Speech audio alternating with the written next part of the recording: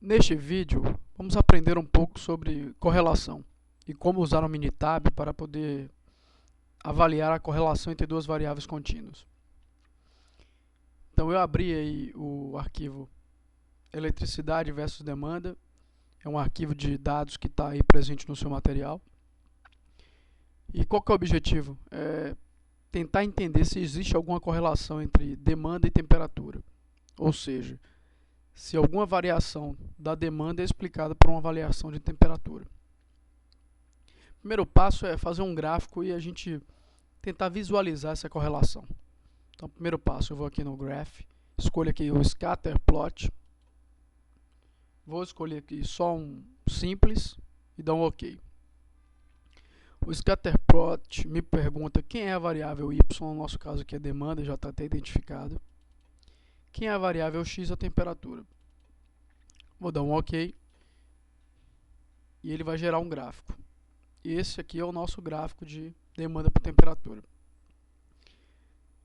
O formato aqui dos dados, ele sugere uma relação linear entre demanda e temperatura. Bom, a primeira pergunta eu já respondi, né? Existe alguma correlação? Parece que sim. Agora, como é que eu posso avaliar e quantificar essa correlação? Aí sim, eu vou usar a ferramenta correlação. Então, qual que é o passo? Vou aqui em Stat, Basic Statistics, tem aqui uma correlação. Quais são as variáveis? São as duas variáveis. Ele aqui não quer saber quem é que está correlacionado com quem. São as duas variáveis. O que ele acabou gerando? O resultado. Que resultado é esse? É o chamado coeficiente de Pearson, que varia de -1 até +1. No nosso caso aqui, a correlação ela foi evidenciada em 0,967, ou seja, muito próximo de 1. Só relembrando a aula, quanto mais próximo de +1, significa que a correlação ela é forte e ela é direta. Se tivesse mais próximo de -1, seria forte, mas inversa. No nosso caso aqui, a gente já está vendo que realmente existe uma correlação forte entre a demanda e a temperatura. Segundo passo é tentar estabelecer uma equação que rege a relação entre as duas. E para isso eu vou introduzir agora a ferramenta regressão. Como é que eu faço? Vou aqui em Stat, Regression, vou escolher aqui a opção Regression. Quem que é a variável resposta no nosso caso? Para a gente aqui a y é a demanda, e quem que é a variável predictor, ou previsível, né? Seria temperatura.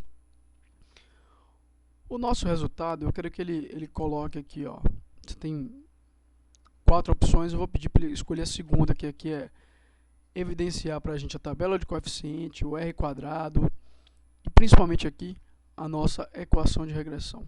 Vou dar um OK. Pronto, ele gerou para a gente aqui o que para a gente é mais importante, né? A nossa equação. Então, a equação que determinada é demanda, que é y, no caso, é igual a -408 mais 6,61 vezes a temperatura, que é o x. Então, ele faz aqui uma análise. Esse exemplo é bem didático, né? O coeficiente aqui é -408. A estatística P ela prova que o coeficiente ele existe realmente. Se ela for inferior a 0,05, ele prova que esse coeficiente existe. Aqui no caso, o coeficiente que multiplica a temperatura. Da mesma forma, foi 6,60. Ele aproximou aqui para 6,61, mas é 6,6080. E o p-value aqui é menor do que 0,05. Essa equação é uma equação que o R quadrado dá 92,9, aproximadamente 93%. O que isso quer dizer? Que 93% da variação da demanda é provocada pela variação da temperatura. Então, para um efeito prático, esse aí é um modelo excelente. Eu costumo usar modelos aí acima de 87%, dependendo até do caso, um pouquinho até mais baixo.